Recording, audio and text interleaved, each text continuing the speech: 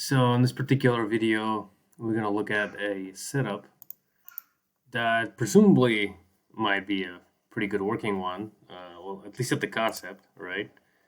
So basically, as you can see right here, this entry is occurring because of a Bollinger breakout, okay, which is right here. So this is our Bollinger channel. Okay, it's built using an EMA, and with this strategy, you can actually build this channel using any base type, which we have here.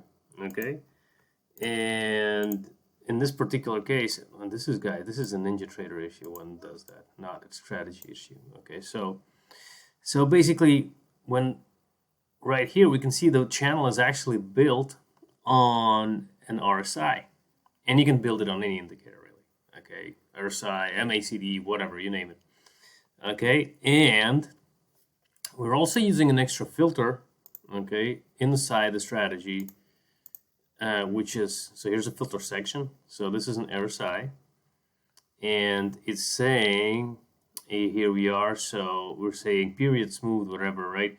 So our RSI value has to be between 0 and 30 for long, and between 170 for short. Okay, so what I was trying to achieve here, right, is catch the RSI breakout from Bollinger in the overbought zone, right, and the RSI is breaking towards the lower side, you know, of the of the channel, which I thought might be a pretty cool concept.